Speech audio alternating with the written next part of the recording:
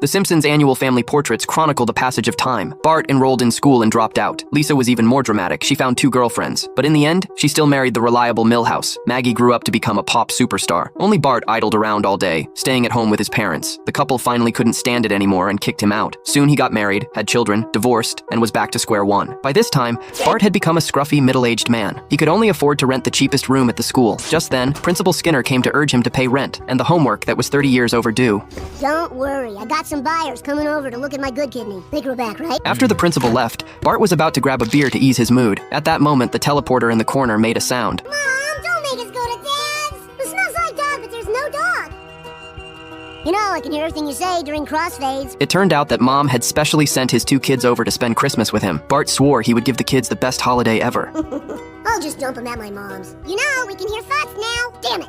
Unlike Bart, Lisa lived a wealthy and comfortable life. Her daughter Zia not only inherited Lisa's exceptional intelligence, but also her rebellious streak. When her parents tried to show concern, she quickly plugged in her data cable and entered the virtual world. Lisa complained that Zia's self-control was nothing like hers. Milhouse quickly insisted it had nothing to do with him. They used only the best genes during the pregnancy, and none of his were used. You parked the car. That helped. I guess. After discussing it, they decided to go home and let Marge figure something out. Meanwhile, Maggie's baby hadn't arrived yet. The other members of her band all came along for the prenatal checkup. Each of them believed they were a strong contender to be the baby's father. At this moment, Homer and Marge were about to spice things up. Then Marge received the news that the kids were coming home for Christmas. The whole family could finally reunite. Hey, I got a B-mail too. You have won a valuable prize. Open now. Don't open it, homie. It's a virus. Too late.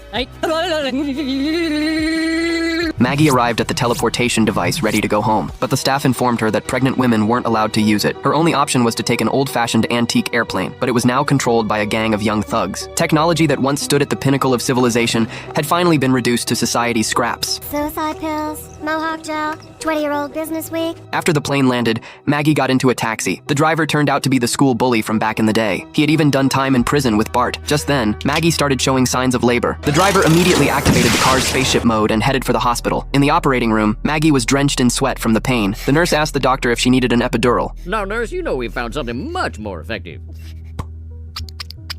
Soon, Lisa and Bart returned to Springfield with their kids, but both of them were getting along poorly with their children. Bart only then learned that his ex-wife not only had a boyfriend, but had already remarried. Feeling dejected, he just wanted to be alone for a while. With no other choice, Homer took his grandchildren out to play. Thanks for spending so much time with us, Dad. The first stop was Apu's convenience store. Apu was busy fending off his octuplets, even though there was no cash to steal from the store anyway. But why keep trying? Because that's what the robbers used to do back then. On the other side, Zia was hopelessly addicted to the virtual world.